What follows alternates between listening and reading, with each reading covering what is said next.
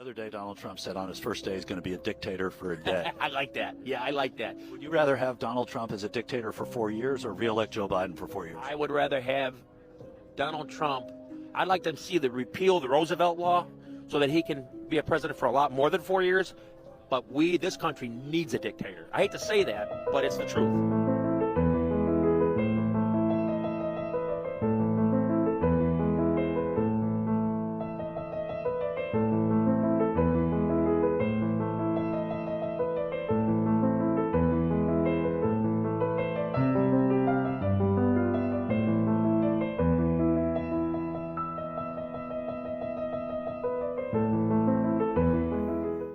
I'm Matt, that's James. This is our fucking podcast.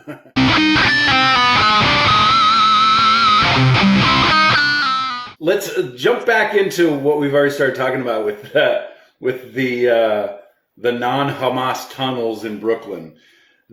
Have you seen, because I saw two different things posited about that. One was that these lecherous individuals in that synagogue were digging a tunnel to a woman's shower on the other side. Yeah, I saw that too. I don't know.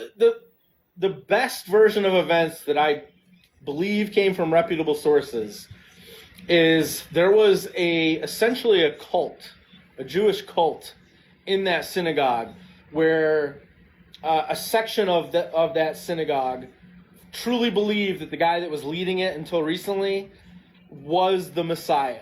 Right? And he died, wow. and they believed he was the Messiah, but the majority of the synagogue were like, you motherfuckers are crazy, so you can't come in here anymore. And that's who was digging the tunnel. The ones who believed that the previous leader of that synagogue was the Messiah were digging the tunnel to get back in there because, yeah, right? They were digging a tunnel to regain entrance to the synagogue? Yeah, that's... What the fuck? Yeah, just knock on the door. Their cult had lost access because they had crazy beliefs. Oh my God! With the rest of the group. So, well, the other, and I don't know if that's true either. That's just the best, sequence of events that I read from a reputable source that makes sense. The first theory that I saw that came out, I don't think it was the woman's bathroom theory, but very close behind that, was that they had applied for construction permits to expand the synagogue, and those permits were denied. And that's why they started fucking tunneling, because they wanted to expand the synagogue. But hadn't they been tunneling for years? I mean, it was a big They must have been. It was a big tunnel. I don't know if they were doing it like Shawshank style, or did they actually have like construction equipment down there? But all I saw was that they started pulling these Orthodox Jews out from under this patio, and I'm like, what are these guys doing in there? And then they had the fucking mattress with the fucking the suspicious stains on it and shit. What the fuck was that? I don't know, man. It's religion. That's religion. That is. Does crazy shit. Makes you do crazy shit. Well, let's stay on the Semitic bend of things for a minute here, and talk about the ICJ. Now, from my perspective, working backwards from the most recent thing I saw, and I have to think that this was like in the last 24 hours, that one of the judges or somebody connected with the ICJ, upstairs was fighting with the downstairs, made a statement after listening to the Israeli rebuttal, the Hamas fucking rebuttal from Israel, that Israel, according to the definition of who and what they are and what they've been doing, they have no standing on the issue of claiming self-defense in anything. And so look, this is going... ICJ ruled that based on the South African charges, right? Well, yeah, they ruled it after the Israeli rebuttal was presented. So they looked at both sides. This is going to get decided, and I think it would be something just unthinkable that the ICJ is not going to find them culpable for genocide. Assume that for a second. Because, again, in the past 24 hours, Netanyahu has issued a statement basically saying, if they find us guilty of genocide, we're not going to stop. We're not going to stop genociding.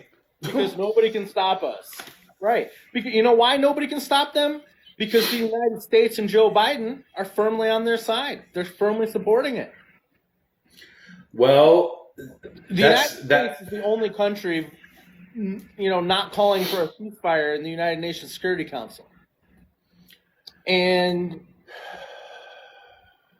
now we've started bombing Yemen to kill the Houthis that are attacking the shipping. The Houthis who have killed no one. It's a very, very thin line between fully involving the Arabian Peninsula against us.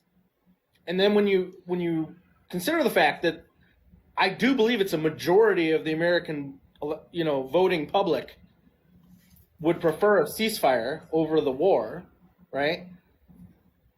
We have a president in office, running for office again, that is spitting in the face of the electorate and just doing whatever the fuck he wants. Mm-hmm. Yep. Which is normal, by the way. That is how the United States functions. All the time. Yeah. In fact, there was, what was it? Vice News or something. They did a study on how many issues that are heavy in public interest actually make it through the system and become legislation. It's almost nothing. Right. The things that we want amount to nothing. They throw us pandering statements left and right to appease us and distract us. And now on this does work. McDonald's released a statement this week that there was noticeable damage to their bottom line from boycotts based on their perceived support of Israel. Was that McDonald's or Starbucks? Because I saw that from Starbucks. Well, it could have been both. I know about McDonald's, but Starbucks could have done that too. Yep. So apparently boycotting does work. Well, look at what's coming out of Yemen and what Yemen has been doing in stopping, mind you, stopping Israeli-bound ships. They're not stopping all shipping. They are interfering with ships delivering goods to Israel. And that's, as far as I'm concerned, that's part of the boycott. They're doing their job in terms of the boycott. I had made a post this morning about the level of starvation and disease and awfulness that is being inflicted upon Palestine. And I made the assertion that there's only two outcomes at this point. One is that Gaza ceases to exist as a Palestinian territory and the Palestinian people are forced into exile and become a diaspora all over the Arabian Peninsula, which nobody wants. The other Arab countries don't want this. The fucking Palestinians don't want this. They don't deserve it. It's that outcome, or the only thing that's going to stop this at this point is the United Nations pulling together a coalition of nations to be on the ground immediately in Gaza. And a friend of mine, a mutual of mine, made a comment on that post saying, yes, a flotilla of ships flying flags that won't be fired upon. In theory, yes, but I don't know of a country that Israel wouldn't fire upon. Israel will shoot anybody and anything that gets in their way. I think that it would put the entire conflict on a level that nobody's ever seen before if the UN puts a coalition on the ground in there. But they have to do it immediately. And they have to be armed and they have to be willing to fight back. Because Israel will fire upon them. Israel will indiscriminately just move anybody out of the way by force. But I don't see any other way that this goes at this point. Those are the only two outcomes I can see. Yeah, it's funny you talk about Israel and who they won't shoot at. Because I came across a live on TikTok earlier I believe it was a woman named Heba. She had some people arguing with her she was maybe Arab or Palestinian, I don't know. And she had people arguing against her. And one guy kept saying, Israel is just targeting Hamas. It's the problem is that Hamas is using human shields. I'm like, that is 100% bullshit. Israel doesn't target anything. They bomb everything and kill everybody.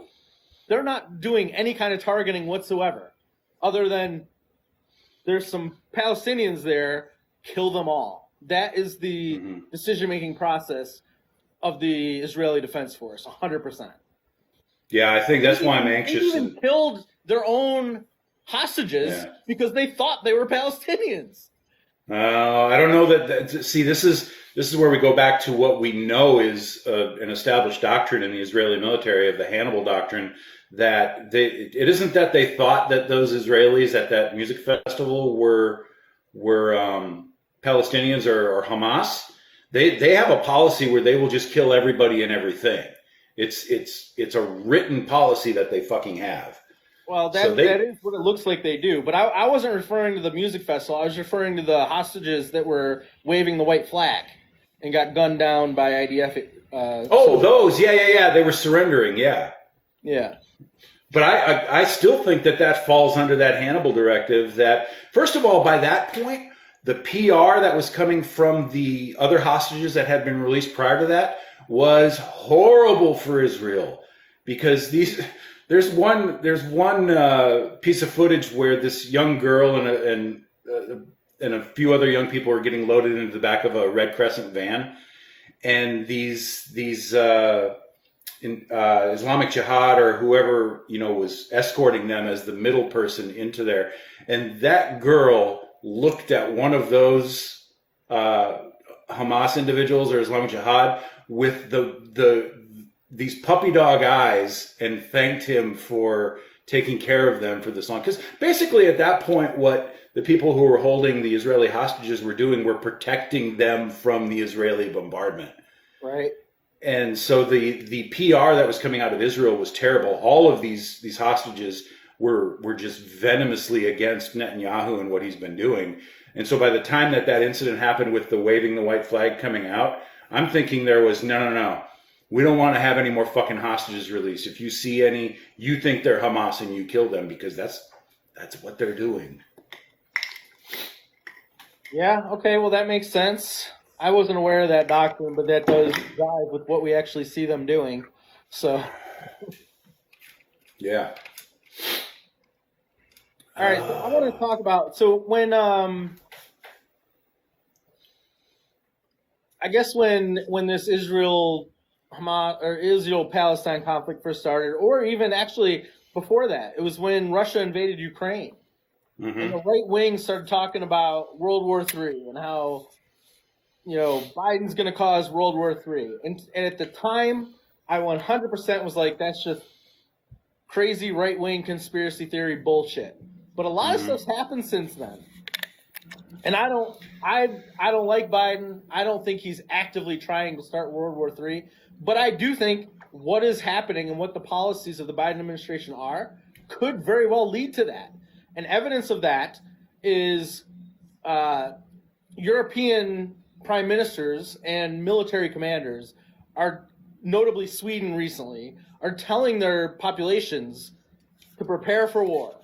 And then the actions against Yemen are putting pressure on Iran of is Iran going to, increase their involvement and try to protect the Houthis or the Palestinians or anybody? Is Iran going to build a coalition with the other Arab states to resist Israel and the United States? You know what I mean? And then you have Biden said, did you text me? Did Biden literally say he doesn't support an independent Taiwan having independence? Yeah. That's insane. I know. And at a time when China is very much saber rattling about taking Taiwan back, to have an American president say something like that. I didn't see that, but Yeah. To say something like that is insane. And then you have what's going on in Korea. So I lived in Korea for 7 years. I was on active duty in the military at the time, had a top secret SCI clearance, worked in intelligence preparation of the battlefield. I know a lot about North Korea and South Korea as adversaries, okay? So I haven't been there like 10 years. A lot of stuff's changed. But we never saw the amount, in the time that I was an expert on Korean Peninsula, I never saw the amount of saber rattling from the North that I'm seeing today. They've been withdrawing from treaties. Kim Jong-un told his troops to prepare for war. They're launching missiles. I haven't seen confirmation of this, but there was an earthquake at their nuclear testing facility this The Marshall Islands? which very well could have been a nuke that they tested. And Yeah, I saw that. it hasn't hit the mainstream media yet, but that very well could have been. So is North Korea going to proactively attack South Korea? I don't know. They won't just by themselves, but if there's other conflicts happening that are drawing the attention of the United States, that is very much something that I could see Kim Jong-un doing. Like if we're already fighting Iran because we've been bombing Yemen and supporting Israel, and Iran gets a coalition of Arab states together to oppose us, and we're busy there, and we're busy supplying Ukraine, China might take advantage and attack Taiwan.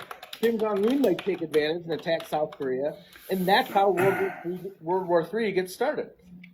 So I actually could see that happening in the next 365 days. Well, there's a semantic issue because we use the term World War whatever pretty loosely, but it's certainly not going to look, because you could go back and you could look at Desert Shield and Desert Storm as being something of a world war, other than the fact that who we were fighting against was one nation. If it's going to become multiple nations and fragmented into different fronts, that very much is something different. That's something much more akin to 1942 and so forth.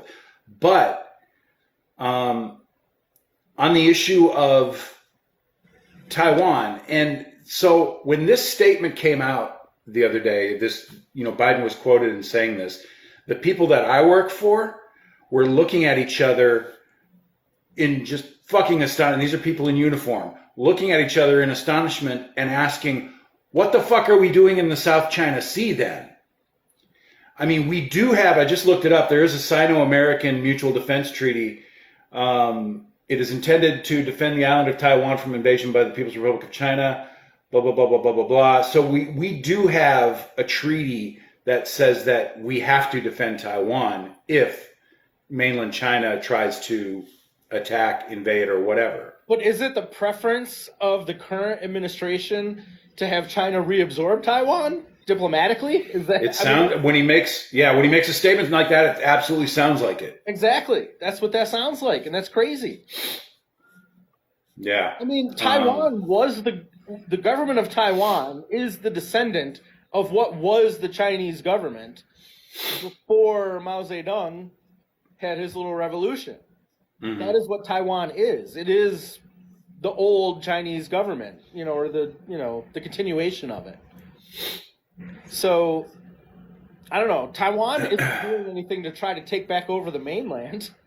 No. But I don't know if I follow a couple guys on TikTok who do like military analysis, and one guy just lost his account like twice. Preston, I can't think of his last name, but he's a military analyst, and he's very matter of fact and fair. He's not showing a bend toward one side or the other. But I think it was him that did a breakdown of how and why it would be nearly impossible for mainland China to successfully invade. And this is what they would have to do if they're going to stop Taiwan from becoming independent. By the way, Taiwan just elected their strongest pro-independence leader in history. I don't understand. How is Taiwan not already independent? Because maybe I don't know enough about that. I mean, they have their own government. Yeah, but, well, hold on.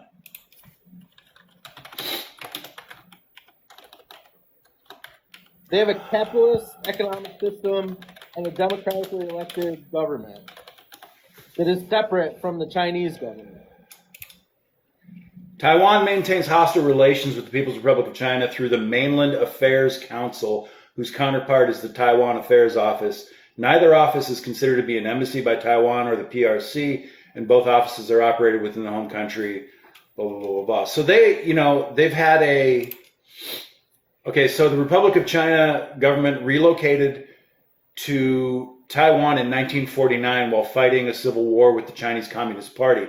Since then, the Republic of China, has continued to exercise effective jurisdiction over the main island of Taiwan. So there's a legacy of a connection there that, as Taiwan became more mature and more developed on its own, they've pulled away and they've sort of gradually started electing individuals who have made more legislation and more movement toward distancing from China. And, over the past 10, 15 years, it has been a flat out declaration that they intend to be independent. Now, let me jump back to that analysis of why it's almost impossible for mainland China to invade Taiwan. He talked about the defenses that, I guess it would be on their, Taiwan's northwest border or coast, where the South China Sea, I guess, separates Taiwan from China.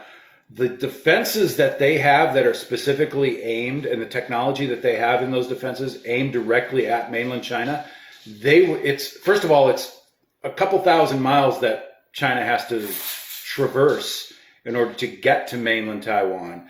The defenses that Taiwan has are unbelievably sophisticated and significant. So he really doesn't think that there's a chance that Taiwan would successfully exert military force in the form of an invasion. Now, they could do what we do and what everybody else does now, which is, and I'm not going to say aircraft carriers because China only has one, but I think they have more than one now. I saw a thing where they launched a few more. I'll look that up, but keep talking. Well, yeah, but warfare from a distance, that they could saturate Taiwan and absolutely decimate them with air power. China has a pretty significant air force, but in terms of an invasion, it's probably not. 3 aircraft carriers, all operational. Yeah, they just launched their third, very recently, and there's a fourth that's been under construction since 2017. It's not released yet. And we have either 11 or 14 or something like that. We've got more than. Yeah. Plus, it's important to note that we have super carriers, which are different. Yeah. Nobody else has any of those. We're the only. Well, and remember, and I don't know if this works the same way with how the Chinese Navy operates, but a carrier in the United States Navy doesn't operate alone. They operate with a massive flotilla of battleships and gunships and just everything under the sun. So nobody's getting to them. But I don't know if China has that kind of capability, that their carriers would probably operate with a much smaller contingent of support forces that would probably be easily overwhelmed. But I don't think China's going to invade Taiwan. I think back to the World War potential issue, the most recent thing I heard that kind of raised my attention was Russia and Russia's ties to Yemen and obviously Iran, but in this case, Yemen. Putin has the opportunity and is allegedly contemplating what support he's going to give to Yemen. He has an interest in doing so. I know Russia called for an emergency meeting of the Security Council of the UN when we were bombing Yemen. I don't know what came of that. Oh, really? Yeah. I didn't hear that. When we started bombing Yemen was that on Friday? I don't remember. But at some point in the last couple of days, Russia wanted an emergency meeting of the Security Council, presumably to tell us to stop, but... Well, when you now zoom back out to the bigger picture, most of the world hates the fact that Putin has invaded Ukraine. We're mostly on board with this. Mm-hmm. Now we have Putin potentially offering what was it called? lethal support or deadly support to countries that are trying to stand against Israel, the enemy of my enemy. And this becomes very fucking tangled. If you're talking about something that would fit the definition of a world war, the degree that this then becomes tangled, if Russia starts providing munitions to Iran, and even if it is just to Iran, and then Iran funnels those to Yemen, that becomes a whole fucking thing. But let me back you up to what you started to say, which was when the whole Ukraine thing came about and the world was, or Ukraine was, and some of the world was pressuring the U.S. to provide Ukraine with F-16s and with, Bradleys and other things right out of the gate. And Biden made statements at that time that said, what do you want me to do? Start World War III? Okay. So all the things that and it's gone way beyond that, but the things that we're providing to Ukraine today are all the things that Biden said if we did, it would be World War III. Well, apparently it wasn't. But aside from Ukraine, we have crept closer to that dynamic through Israel's behavior and a number of other things. Well, my thoughts about World War, first of all, if you want to get down to it, World War I wasn't really a world war. That was a European war. And World War II was a world war. There was war everywhere on the planet, except the Americas, really. Europe was at war, Asia was at war, everybody was at war with everybody. And while I don't see like Axis powers, coming together like we did in World War II. I see the United States being stretched thin, supporting several smaller wars in various places, which allows other people like Kim Jong-un or Xi or whatever the guy's name is in China to take advantage. Like, the United States is distracted. They can't, because we actively prevent lots of stuff just by having our troops or our aircraft carriers or whatever nearby. We prevent a lot of stuff. And we're mukbanging. I got some chicken nuggets. Should I go get them? I gotta eat, man. But yeah, so I just think, I'm not saying it's going to happen, obviously. But some people in power think it's going to happen, and they're telling people it is going to happen. So who knows? We're closer than we've ever been in my lifetime. I'm not sure I understand. I'm not talking to you. Yeah, I think the whole, I'm still confused about the China, Taiwan, and the U.S. statement about that.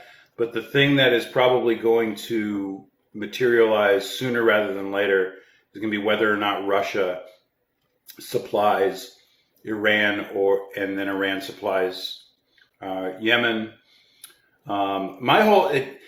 If I back this up even further, pledges support for Iran. Will Iran start fighting against Israel if Russia gets level of support? I don't think Iran's going to do that because, at least not for a very long time, because Iran has the opportunity to do what they've been doing for generations now, which is conduct a proxy war through Hezbollah in Lebanon. And now through the Houthis in Yemen, so they can look like their hands are clean because they're not, there's no Iranian Republic Guard that is directing actions and troops and so forth in Lebanon and in Yemen. Who else might join a coalition with Iran in doing that? Would Pakistan, because they're a nuclear country? Would Saudi Arabia, would they kick us out? We have bases there. Would they say you have to get the fuck out because we're going to start, you know what I mean? These are hypotheticals, obviously, but I could see those things happening with enough pressure, with enough escalation, which nobody is de-escalating. That's my point. Nobody's de-escalating anywhere in the world. Yeah. Nobody. Biden is not de-escalating. Bombing Yemen is not a de-escalation. It's the opposite. So yeah, I don't know. I could see worse things happening in the near future, but we'll see. Yeah, there's a lot. I got my medical marijuana license. I'll be fine. I'm just gonna be smoking all the time and just. I'm too old for this shit. Yeah, there's a lot to watch in the coming weeks. I think that just in terms of timelines, the next things to watch. This ICJ thing is moving pretty quickly. I think that they're going to probably before Valentine's Day have a ruling on the whole genocide thing. Then it becomes, what does the United Nations do in response to that? Does the United Nations do what I'm telling them to do, which is to put a coalition on the ground in Gaza immediately? Just roll the fuck in there and secure the goddamn territory of Gaza. Do they do that? Because if they don't do anything, what was the point? There's a creator on. Is the ICJ a UN thing, or is that like the ICJ is Yes, the ICJ is connected to the United Nations, and I saw a TikTok about this the other day about how the administration and the election of the justices that sit on the ICC and the ICJ is done through the United Nations. So there is a solid connection between the two. They're not independent from each other. But then they have to decide, when this determination comes from the ICJ, what do they do? Now there's a creator on TikTok. Her name is Emma, and I asked her yesterday if she would do, because she was talking about the process of electing the ICJ and how that relates to the United Nations, and how the United Nations then enforces whatever the ICJ rules upon. And I asked her if she would do a video soon, and she said she would, about other cases of genocide that have been adjudicated by the ICJ and what the results of those adjudications were. So sometime in the next week, I'm hoping that I can see a video from her that explains that. But it becomes, I think that's a very critical point, because everybody is watching this hearing, and when it is finally decided, if nothing is done, the response to that is going to be awful, just in terms of morale and people's faith in some system that should have done something. If they're going to declare that, yes, Israel is conducting a campaign of genocide, and then do nothing about it when they have the ability to do something, would be just absolutely awful. It would make the United Nations utterly irrelevant, because they got to do something. So watch for that. All right. We got I don't know when this is going to come out, but as we're talking right now, the first primary of the primary season is tomorrow. Who's going to come in second to dictator Trump? So I'm looking at the Google News feed right now, and the first story I see from The Hill is a very right-leaning publication, says almost half of Nikki Haley supporters said they would vote for Biden over Trump. Really? Yeah. Well, that's fine. Trump has more supporters than Nikki Haley. So how do you? Nikki Haley's going to come in second. Trump's going to win. Nikki Haley's going to come in second. What's going to happen with Vivek and who else is still there? Well, DeSantis. Oh yeah, DeSantis. Vivek and DeSantis. What's going to happen between the two of them? I think DeSantis will come in third, and Ramaswamy will be in the dust. He'll have nothing significant. So DeSantis and Ramaswamy are likely done after tomorrow, right? Probably. I believe so. So then it's just Trump and Haley. And Nikki Haley will be hoping Trump goes to prison at some point, right? But she supports him. She doesn't attack him ever. I haven't heard. Okay, look at Ramaswamy for a second, because the sort of core of his campaign right now is that he will pardon Trump. he had a bunch of bunch of white people in Iowa surrounding him saying, vote Vivek, save Trump, because that's his theme. Now, I haven't seen what Nikki Haley has said about whether she would pardon Trump. Now, hold on a second. I'm telling myself, hold on a second. Okay, I don't know if she said that, but she's not criticizing like Chris Christie did. Nobody's doing that. Missy, yeah, I saw that.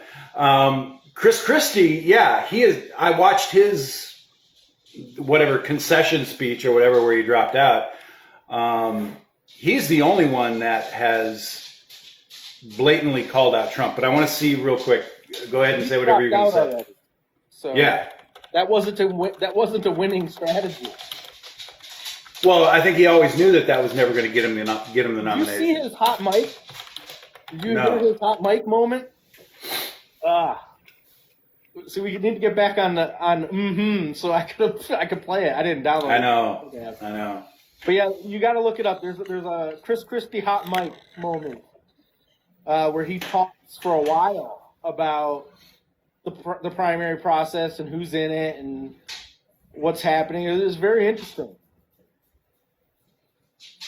No, I haven't heard. We should also talk about the Roger Stone audio, where he calls for the murder of Representative Swalwell and someone else. I don't remember. Yeah. How? That's a crime, is it not? Yes. So absolutely, it's conspiracy. Where are the consequences for that? Well, hang on a second. Let's wrap up on Nikki Haley. Nikki Haley has said officially that she would pardon Trump. Whatever. Okay, well, there you go. By the way, the ability to pardon only extends to federal crimes. If the state of Georgia convicts him, nobody can pardon him for that. So that's not going away. This whole pardon shit is nonsense. But yeah, Roger Stone. Why hasn't he been arrested yet? Exactly. Wow. Why hasn't Matt Gaetz been arrested? Why are the rules not applying to certain people? That's always been, sort of woven through the conversation since the beginning of forever. But the degree to which things like when George Santos got exposed for his bullshit, the degree that things are being of things that people are being exposed for now are just so fucking insane, and that very few, if any, are being held accountable. I'm happy that Santos, got voted out of Congress, but I don't think he's been indicted by the feds yet. Well, he was indicted. That's why he got kicked out of Congress. Oh, that's right. Yeah, that was the impetus for voting him out. Okay, so he's got a hearing coming up. Yeah, he's going to have a trial at some point. That could be a couple of years away. Who knows? But yeah, he's going to have a trial. He did get indicted. But Jim Jordan needs to get indicted. Roger Stone needs to get indicted. I don't understand what's taking so long. I saw someone on TikTok today that I don't know who he worked for, but he said he had worked on some high-profile Republican campaigns in his life. But he was young, so it couldn't have been that many. But he was very anti-Trump and explained, he went on a diatribe about how awful Trump is and how awful Trumpism is and how it relates to fascism and how that is the big problem right now. Like, I would love to get back to attacking Republicans for regular Republican bullshit and not the fascism bullshit and the end of democracy that we're talking about now. I'd love to get back to just talking about, voting rights and, national health care, stuff like that. Minimum wage, mundane shit. Yeah, stuff that we're supposed to be criticizing them for and holding them accountable for. Yeah. Stuff that I used to want to get in fights with people over. When I used to have Republican friends and we would argue about stuff and we'd then go have beers after, But now they want to end democracy and they don't want the rule of law to apply to their dictator. and shit like that. I can't be friends with those people. Truth. On the same note of convictions and things like this, Hunter Biden walking into that fucking hearing in Congress. I don't give two fucks about Hunter Biden, but to me, I don't either. But that was funny to me. That was the biggest. That was a power move if there ever was one. What he should have done. What he should have done was come in with a laptop in a satchel, sat down. And when everybody fucking looked, with a big label on it that says Hunter's laptop, pop the laptop open and start typing furiously while looking over at Marjorie, and then have a big fucking dildo fall out of the laptop onto the floor. Oh my God. Well, yeah, I mean, it was a power move when he showed up the day that they wanted him to testify, and he showed up outside and held the press conference. Like, I'll testify, but it has to be in public. Yeah. But then he showed up again at the thing, and then they walked out right when MGP got called. That was the biggest flex. Oh my God, that was so good. Oh fuck, Look, that was priceless. I really don't understand if you're a conservative Republican voter, what is the justification for demanding that his testimony be private as opposed to public? I don't understand that. Wouldn't public always be better? So I haven't seen that they wanted him to testify only privately, not publicly? Well, the Republicans will only allow him to testify in private. He is only willing to testify publicly. That's why he's not testifying and he's in contempt. Because they only want him to testify privately. Because privately they can spin the message of what he said however they want. Which is exactly why he refused to do it. But as a Republican voter, not the Republican congressperson, how do you look at the Republican demand that his testimony only be private when he says he's willing to testify but only publicly? I will answer your questions, but only on camera, only publicly, so everybody can hear my answer. How is that bad? Mm-hmm. You know what I mean? How can a Republican voter look at what the Republicans are doing when saying he has to testify privately, and how are they mad at him for that? How do they not see that he is willing to? He'll tell you, voter, whatever you want to hear. And he'll answer all the questions of the Republican politicians. He just won't do it behind closed doors. He wants everybody to hear his answers. I don't understand how that's bad in any sense. I really don't. Yeah, that's a question that I'm going to be looking for people commenting about it in TikTok to see how they respond to that type of scrutiny, because on its face, it doesn't make any sense. No.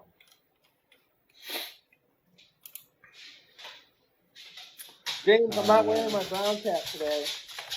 I'm glad. Not for any specific reason. I don't care, but they got their asses kicked yesterday. Oh, is that why? Yeah. I said I'd wear it if they win, but they didn't win. I'm just looking through Google News real quick to see if there's anything else worth talking about. Volcano in Iceland, a new one has started erupting. Yeah, I think it's the same one. It just erupted again. Like it erupted for a while, then stopped, and now it's doing it again. I saw two. Oh, I guess Ukraine has a peace plan that they are promoting at the Davos meeting. I have to assume that this means they would be giving up that territory to that borders with Russia on that side that Russia's been occupying. Yeah, Crimea. There's no doubt if they're proposing something, it's going to be giving up something. I would hope it's not. Hang on, JDub 420. We're talking about all the rancid fucking bullshit that's going on in the world today. I would hope that they don't give up Crimea, because I think that they have shown that they can extend their military power into Crimea effectively over the past 6 months. and they should be able to occupy Crimea and hold it more easily than those other fucking territories. I can't think of what the names of those territories are. But you want to talk about Boeing? What the fuck, dude? Well, they clearly have a problem with safety and manufacturing and quality, right? But I don't know. I've seen the right has largely, well, Elon Musk in particular, said that all of this happened because of their wokeness? Yes. Yeah. No. Yeah. No. Their diversity initiative are what caused this. That's what Elon Musk said. So I did see somebody thoroughly debunking that. It was a what do you call him? A journalist, like an actual professional journalist. I don't remember where from. It might have been on the Atlantic, or it might have been MSNBC. I don't remember, but they thoroughly debunked that it was the diversity initiative that caused this failing, and that it was more just capitalism. Just capitalism caused it. Keeping the shareholders happy, keeping costs down, production up, down. That happened. It was a few days after that door plug blew out that there was another incident where the cockpit windshield cracked in a Boeing plane. Yeah, but they had to turn around. They inspected other planes, 737s or whatever the Alaska Airlines door flew open, and they found other ones that potentially would have flown open at some point in the near future, so it's a huge problem. It's much bigger than just that one that actually happened. Yeah, it's a systemic issue, of course. So. But yeah, I know what the argument was. The argument, well, how it doesn't make sense that it was a diversity problem that caused it. Like the assumption being that there were less qualified people in places of importance because of diversity initiatives, right? When the person pointed out that Airbus doesn't have any of the quality problems that Boeing has, and they have far more diversity initiatives than Boeing does. So. Oh, but then on that same note, somebody pulled up a tweet from Elon Musk from last year where he's bragging about the fact that Tesla achieved a 100% score on some metric that goes over diversity and inclusion. And he tweeted about this, that Tesla had a perfect score, blah, blah, blah. Before he took his hard right turn. Because Musk did change. He changed when he bought Twitter. He wasn't this far-right wacko, and that's new. That's a new Musk. Yeah. He moved his company to Texas and started tweeting all his white supremacist bullshit. I mean, maybe he always was that way, but publicly he wasn't. Nobody knew he was a far-right wacko until about 2 years ago. Well, there was a study that was being quoted, and I got to start saving this shit when I see it. But it talked about a study that was done on how the brain chemistry of people who achieve positions of power, how their brain chemistry changes, and all changes in the same way. They're consistent between each other. I saw that too. Yeah, it's not a surprise. It's just kind of disgusting.